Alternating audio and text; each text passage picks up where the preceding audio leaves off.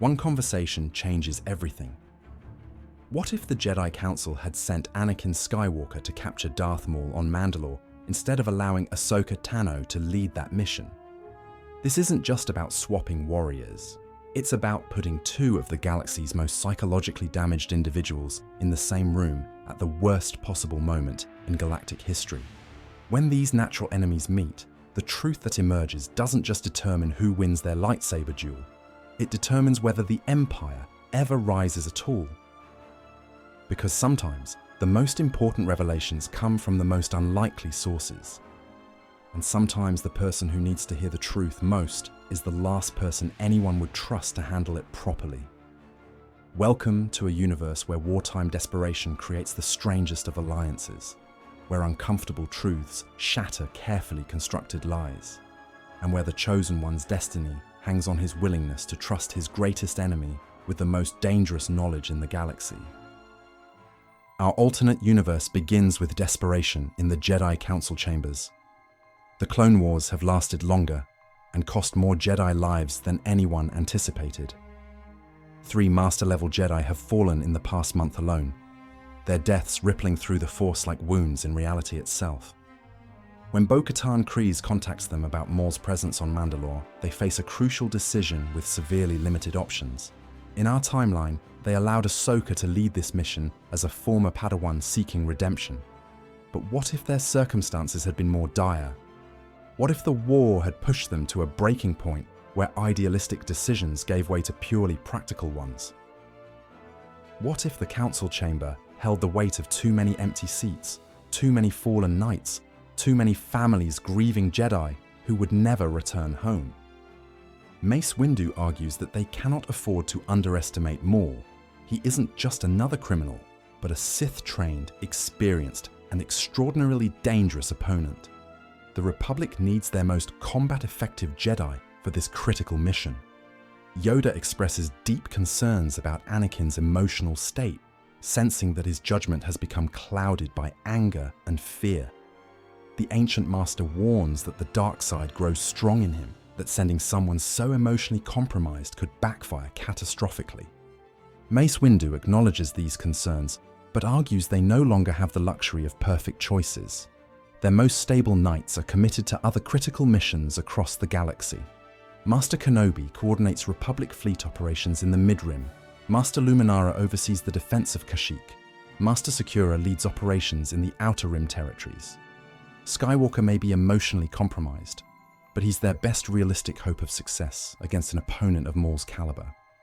The decision passes by the narrowest margin in Council history. 3 Masters vote against, 2 abstain in visible discomfort, and only 4 support, sending Anakin. It's a decision reflecting the brutal mathematics of wartime leadership, choosing between bad options and worse ones when perfect solutions don't exist. Anakin receives his assignment with conflicted emotions. It's validation of his abilities, despite the Council's usual reservations. But it means separating from his current mission aboard the Venator with Ahsoka and Obi-Wan when his nightmares about Padme are intensifying. When his Force-enhanced instincts scream that something momentous and terrible approaches. This creates our divergence point through the simple reality of a war-depleted Jedi Order, making impossible choices with insufficient resources and mounting pressure. Ahsoka continues with the fleet operations alongside Obi-Wan, never learning the truth that will come to someone far less equipped to handle it wisely. The mission to Mandalore reflects Anakin's psychological state, focused, aggressive, and impatient with complications. Where Ahsoka would have approached with diplomatic sensitivity, Anakin sees only a military problem requiring decisive solution. 3 years of brutal combat have stripped away patience for political nuance. The contrast between these leaders becomes apparent instantly. Bo-Katan represents the careful balance of warrior culture and political necessity that has sustained Mandalore for centuries. Anakin represents the Republic's transformation from diplomatic institution into military machine designed for total war. Bo-Katan explains that Maul has woven himself into Mandalore's power structure, requiring surgical precision to extract. Anakin responds with characteristic directness. He's fought this war for 3 years. witnessed star systems burn while politicians debated jurisdiction. Every planning day gives Maul another opportunity to escape.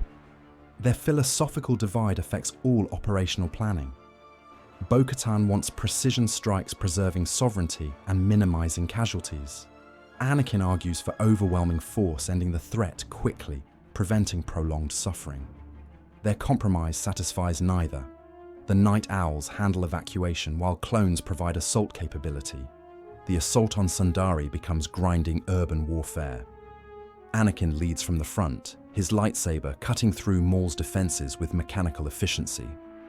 There's no satisfaction in combat, only grim determination of a soldier who's seen too much death to find pleasure in causing more. Clone troopers advance through increasingly damaged streets, each block fought for at the cost of infrastructure and civilian safety. The population suffers inevitable consequences of urban warfare.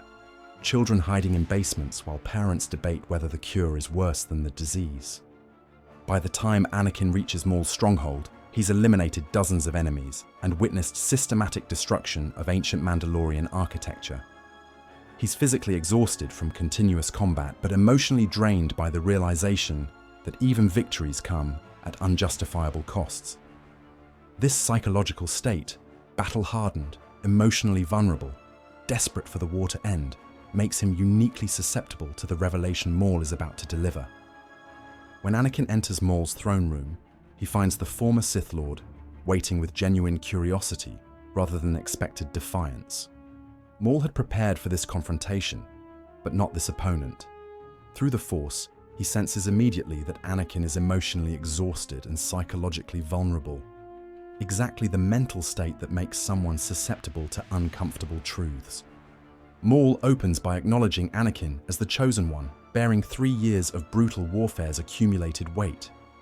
He asks whether Anakin is tired of fighting battles that never end, tired of victories that feel increasingly hollow. Anakin responds directly. He's tired of criminals prolonging innocent suffering and demands surrender. Maul expresses amusement at Anakin's perspective, challenging his understanding of the conflict. He asks whether Anakin really believes this war represents Republic democracy versus separatist tyranny, freedom versus oppression. Maul reveals that Anakin has been fighting the wrong enemy for 3 years. Instead of immediately revealing Palpatine's identity, Maul recognizes Anakin's war weariness creates a unique opportunity. Rather than direct psychological assault, he chooses subtlety, offering answers to questions that have troubled Anakin for years. Maul explains that this entire galactic conflict is orchestrated by a single puppet master, playing every faction for fools.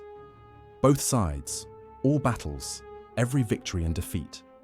Everything serves one being's agenda. When Anakin protests this impossibility, arguing separatists started the war on Geonosis, Maul presses his advantage. Maul challenges this assumption. Did separatists attack first, or did they respond predictably to provocations designed to create exactly this conflict? He asks penetrating questions about the Republic's convenient intelligence, perfectly timed victories that justify expanded emergency powers. This approach proves devastatingly effective. Instead of making rejectable claims, Maul forces Anakin to examine patterns he's observed but never questioned. Maul focuses specifically on Chancellor Palpatine, asking whether Anakin has noticed how every crisis strengthens Palpatine's position, how every emergency requires more power over democratic institutions he claims to protect.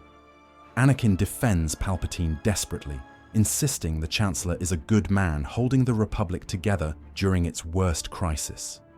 He admits Palpatine has been like a father when his own order questioned every decision. Maul seizes this admission, noting how perfectly Palpatine positioned himself as Anakin's emotional anchor. He asks whether it seems remarkable how Palpatine always appears with exactly the right words, always understanding when others judge harshly, always offering guidance that seems genuine rather than calculated. Finally, Maul delivers his devastating revelation. The man Anakin trusts as a father figure, the politician he believes represents everything good about the Republic, is Darth Sidious, Dark Lord of the Sith, and architect of this entire war. The revelation strikes with devastating force, but Maul's psychological preparation makes dismissal impossible. Instead of rejection, Anakin experiences terrible, dawning comprehension, the first crack in a worldview about to shatter completely. When Anakin protests impossibility, Maul challenges him to explain how a minor Naboo politician rose to galactic power through convenient crises, requiring exactly the emergency powers he proposed. This represents complete collapse of Anakin's fundamental assumptions about the war, the Republic, and most devastatingly, about the man he's trusted above all others. What happens next defies all expectations. Instead of climactic lightsaber combat or Anakin's fall to darkness, something unprecedented occurs. Faced with the possibility that everything he's believed about his mentor has been elaborate deception, Anakin makes a choice surprising both himself and Maul. Anakin realizes that if Palpatine truly is Sidious, then Maul isn't his real enemy, just another victim of Sidious's manipulation. Maul acknowledges being Sidious's apprentice until deemed no longer useful, cast aside like a broken weapon when a more suitable replacement was found. Anakin understands with horror that he's the intended replacement. The weapon Sidious has been forging through years of war and manipulation. Maul probes whether Anakin has experienced vivid nightmares recently, visions driving him toward desperate choices. This exchange enables their alliance. Maul doesn't claim impossible specific knowledge, but demonstrates understanding of Sidious's general manipulation techniques, methods explaining patterns Anakin experienced but never understood as deliberate strategy. Anakin realizes his worsening nightmares coincided with increased private time with Palpatine. Maul explains that fear becomes dangerous not because it's inherently evil, but because it can be cultivated and directed to drive choices no rational mind would make. Sidious has been conditioning Anakin for years. Their alliance forms from cold recognition of shared manipulation, not trust or ideology. Maul gets revenge against the master who discarded him. Anakin gets opportunity to prevent his engineered fall to darkness. Anakin questions what they can accomplish. Who would believe a Jedi and former Sith working together? Who would accept that the Republic's beloved Chancellor is their greatest enemy? Their strategy develops over hours of tense negotiation. They can't expose Sidious directly. Political barriers are too significant. Instead, they'll force him to reveal himself by creating circumstances he can't control from shadows. Maul advises that Sidious expects Anakin's standard military success report. Anakin should act normally, but observe with new understanding. When Sidious makes his move, and he will soon, Anakin will recognize the revelation. Their parting is purposeful, both understanding they're gambling everything on recognizing and responding to Sidious's next calculated move. Anakin's return to Coruscant begins the most psychologically demanding performance of his life. He must appear unchanged while processing his worldview's complete collapse. Every interaction with Palpatine becomes simultaneously an acting test and confirmation of Maul's warnings about systematic manipulation. Palpatine expresses satisfaction at Anakin's Mandalore mission success, though noting disappointment that Maul escaped again. Anakin confirms Maul's organization was disrupted and Bo-Katan regained control, but the former Sith Lord slipped away during final battle chaos. What makes this deception psychologically possible is Anakin's discovery that he doesn't need to hide emotional turmoil completely. Instead, he learns to redirect feelings through the Force, supporting his cover story. When Palpatine senses distress through their Force connection, Anakin consciously channels genuine emotional energy towards surface concerns about military setbacks and Council criticism. His real horror at discovering manipulation gets filtered through the Force as frustration with war progress, allowing Palpatine to sense authentic emotion while misinterpreting its source. Palpatine acknowledges Anakin's frustration, understanding war's weight, especially on those bearing combat burdens, while others debate politics. Anakin expresses doubts about making real progress versus going through motions while real decisions get made by non-combatants. This pattern continues over several weeks. Palpatine, believing he's reading mounting frustration with war progress and council conservatism, accelerates his timeline for converting Anakin to darkness. He pushes more aggressively, offering direct Jedi criticism and explicit promises of power and forbidden knowledge. Each conversation becomes more revealing as Palpatine, confident in psychological control, drops his political neutrality facade. He criticizes individual council members specifically, demonstrates knowledge of military operations beyond his access, and hints at powers existing beyond traditional Jedi teachings. Meanwhile, Maul operates from Coruscant's criminal underworld, not gathering dismissible evidence, but preparing infrastructure for when Sidious reveals his nature. He positions assets, establishes communication networks, and contacts the one Jedi psychologically prepared for revelation. The breakthrough comes when Palpatine, believing Anakin nearly ready for final conversion, makes a crucial mistake. During private conversation, he casually demonstrates knowledge impossible through legitimate channels, specific details about confidential council deliberations requiring direct access to secure communications. Palpatine mentions council concerns about Anakin's mission reports, noting questions about his increasingly aggressive methods' compatibility with traditional Jedi approaches. When Anakin asks how he knows private council discussions, Palpatine smoothly explains information reaches his office through many channels. War leaders must stay informed about Republic operations.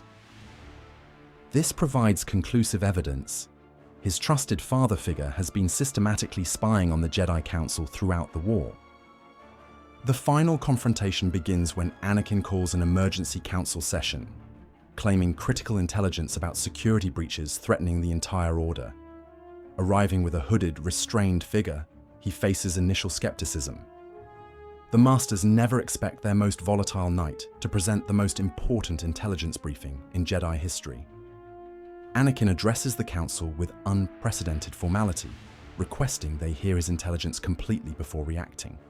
He explains their real enemy isn't who they believe, and their greatest security breach originates from the Republic government's highest levels. When Anakin removes his companion's hood, revealing Maul to the stunned Council, reaction is explosive. Lightsabers move toward ignition as Masters process a known Sith Lord's presence in their secure chamber. Only Anakin's obvious seriousness prevents immediate combat. Anakin presents evidence methodically. He has documented proof that Chancellor Palpatine systematically monitors private council sessions, accesses classified military communications, and demonstrates knowledge only direct surveillance could provide. He presents recorded conversations, time-stamped communications data, and independently verifiable proof of 17 security breaches. Yoda acknowledges serious accusations, but notes the distinction between surveillance evidence and supernatural claims. Proving communication monitoring differs from proving Sith corruption. Anakin provides devastating specifics. Yesterday, Palpatine referenced details from their closed mission report session, information discussed less than 6 hours before their private meeting. He presents recordings, session timestamps, and communication logs proving systematic infiltration. This approach succeeds because Anakin presents independently verifiable evidence, rather than requesting faith in Sith testimony. The Council examines timestamps, cross-references logs, reviews recordings. Concrete proof requiring no trust in former enemies. Mace Windu acknowledges that accurate intelligence means highest-level compromise. Every strategic discussion, operational plan and decision has been known outside their supposedly secure chamber. Ki-Adi-Mundi raises the crucial question. If Palpatine monitors them extensively, what does he do with that information? Only then does Maul speak, explaining that Palpatine uses intelligence to orchestrate both war sides. The Chancellor they trust is Darth Sidious, and everything they've fought for serves his power rise. The Council realizes that if communications are compromised, delay increases danger exponentially. They must act immediately, not debate endlessly. The confrontation with Sidious unfolds dramatically, but with crucial difference. Instead of unprepared masters walking into traps, the entire council arrives, knowing they face a Sith Lord who manipulated galactic events for decades. Sidious is extraordinarily powerful, but even his abilities have limits against multiple master-level opponents understanding his true nature. With Sidious defeated and deception exposed, the galaxy faces unprecedented institutional trust crisis. Revelation that the Republic's beloved leader orchestrated both war sides destroys public faith in centralized authority. Citizens across star systems grapple with horrifying realization that their votes, sacrifices, and losses served their greatest enemy's agenda. Clone Wars end not with victory parades, but confused relief mixed with institutional trauma. The clone army, learning of intended betrayal through inhibitor chips, demands recognition as individuals rather than property. This catalyzes the galaxy's first civil rights movement for artificially created beings. Various systems, discovering systematic manipulation, choose different paths forward. Some form democratic alliances based on transparency.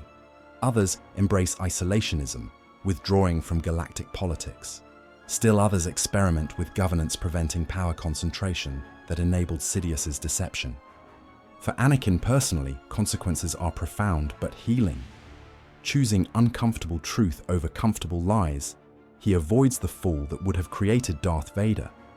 His relationship with Padme, revealed during investigation, exemplifies how personal connections strengthen rather than compromise Jedi judgment. The Jedi Order begins its most significant reformation in centuries. Rigid dogma that enabled vulnerability gives way to flexible approaches, acknowledging emotion and attachment as wisdom sources rather than only weaknesses.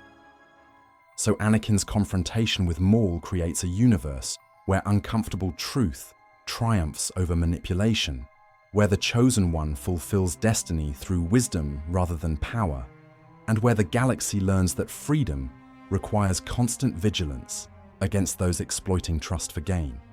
The Empire never rises because the lies supporting its foundation are exposed before taking root.